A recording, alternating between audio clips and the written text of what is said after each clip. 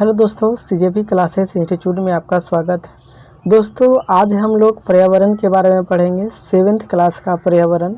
हम लोग बारीकी से हर चीज़ को पढ़ते हुए आगे की ओर चलेंगे ताकि किसी भी स्टूडेंट को कोई भी ऐसा टॉपिक न रहे जो छूटे, या किसी भी स्टूडेंट को ऐसा कोई वर्ड न रहे जो समझ में ना आए, ताकि वे लोग आसान से आप लोग अपने रूम पर बैठ कर के इसको कवर कर सके और दिक्कत ना हो। तो दोस्तों, हम चालू कर रहे हैं। यहाँ पर जो बताया जा रहा है उसी तरह से ठीक हम लोग कंटिन्यू बाय कंटिन्यू, यानी कि हर वर्ड को लेकर चलेंगे। तो दोस्तों, बारीकी से आप लोग देखिए, सुनिए और समझिए। लंबी छुट्टियों के बाद जब रवि स्कूल जा रहा था, तब उसने देखा कि उसके स्कूल के निकट के खेल के मैदान में खुदाई हो गई थी। जी हाँ दोस्तों, रवि लंबी छुट्टियों के बाद स्कूल जा रहा था तो देखा कि स्कूल के निकट खेल के मैदान में खुदाई हो गया था, गड्ढा हो गया था, गड्ढा हो चुका था। वही एक मैदान उनके खेलने के लिए वहाँ पर था। जी हाँ दोस्तों, जब भी स्कूल में टिफ़िन होती थी, मिड डे होती थी, ब्रेक होती थी, तो वे लोग वहाँ पर जाकर खेला करते थे और वही एकमात्र खेलने का जगह था। लोगों ने बताया कि वहाँ अनेक फ्लैटों वाली एक बड़ी इमारत बनेगी।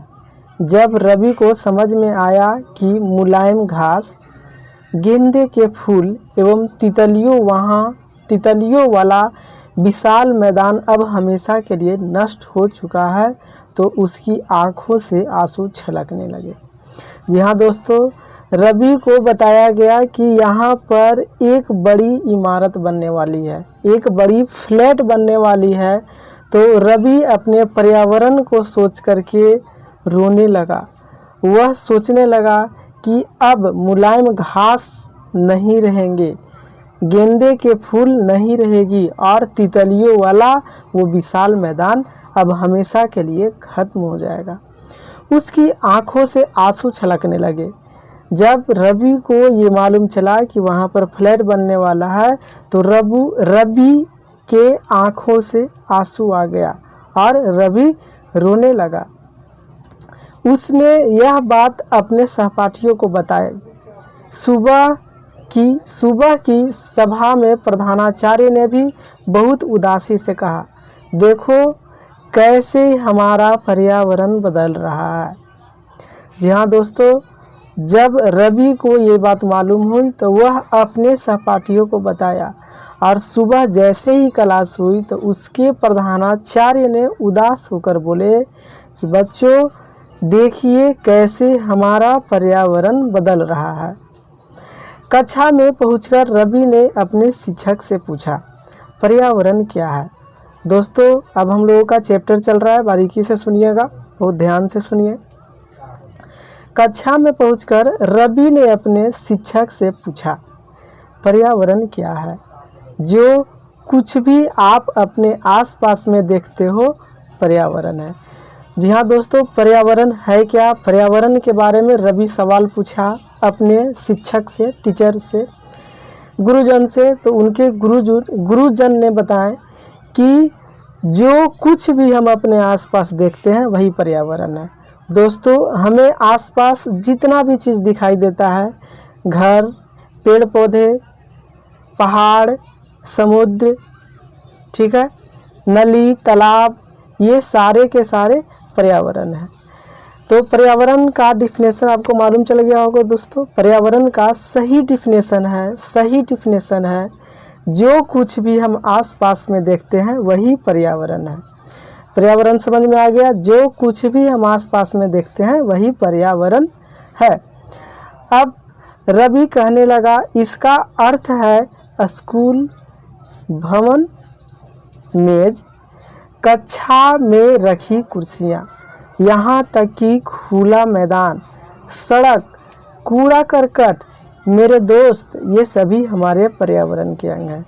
जी हाँ दोस्तों, और बारीकी से बताया गया है कि पर्यावरण जो कुछ भी हम अपने आसपास में देखते हैं वही पर्यावरण है।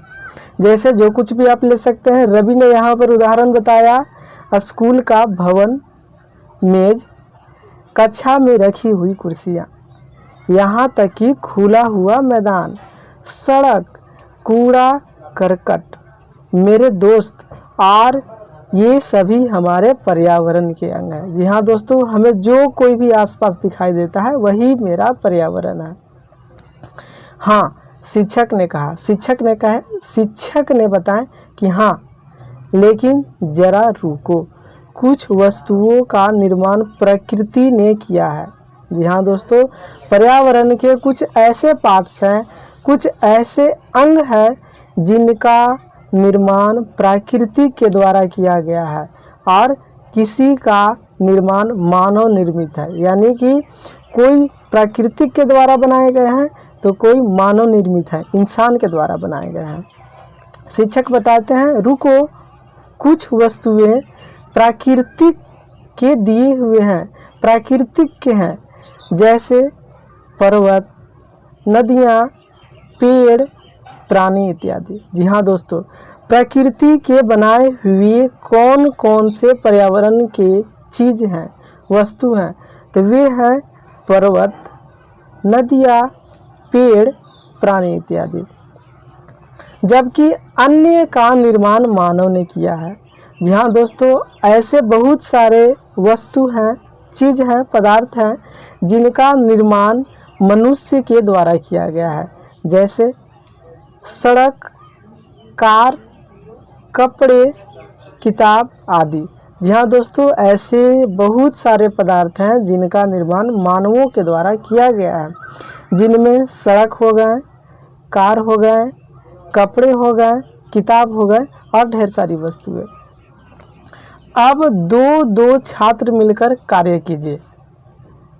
यहाँ पर अब कुछ कार्य करने के लिए बताया गया है दोस्तों, तो उसको हम लोग बारीकी से देखते हैं। अब दो छात्र मिलकर कार्य कीजिए।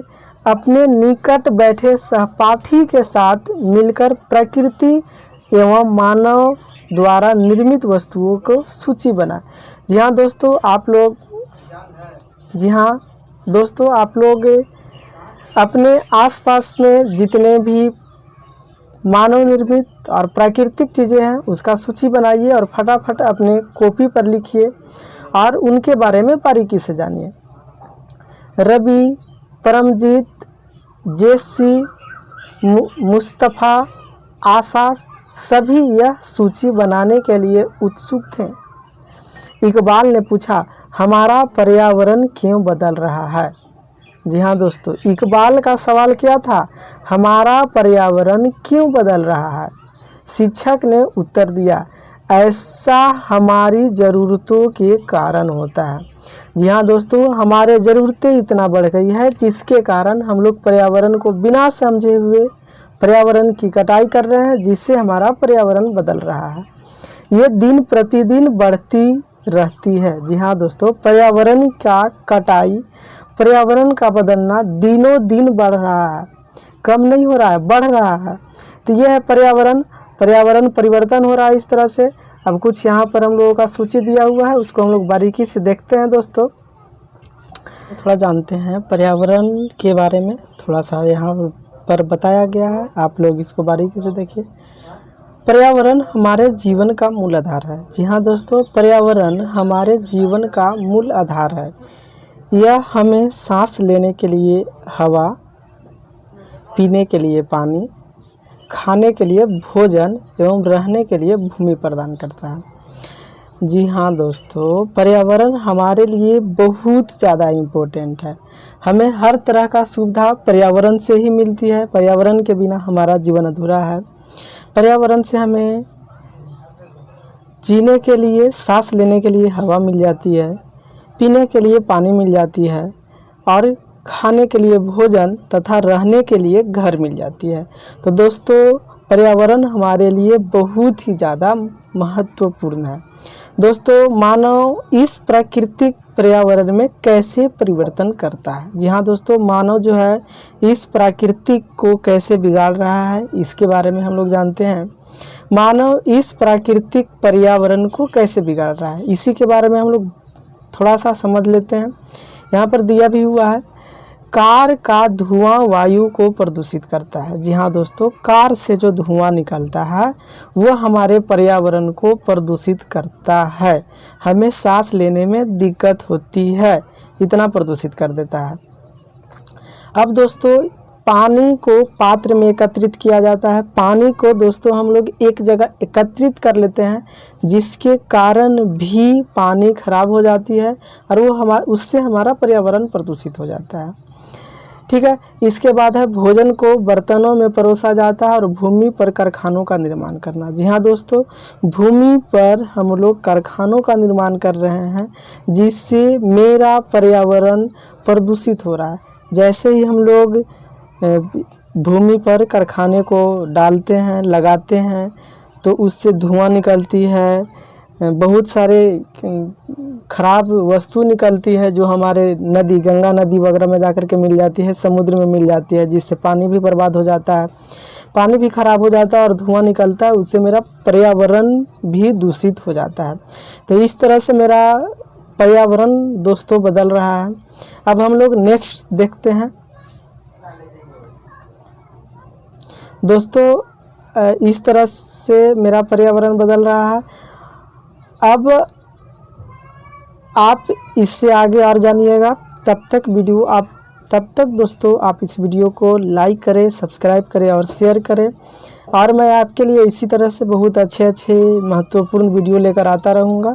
आप प्लीज़ इसको लाइक करना, सब्सक्राइब करना और शेयर करना ना भूलें, ताकि ज़्यादा से ज़्यादा स्टूडेंट के पास ये वीडियो पहुंच सके। तो दोस्तों आज के लिए इतना ही, थैंक यू।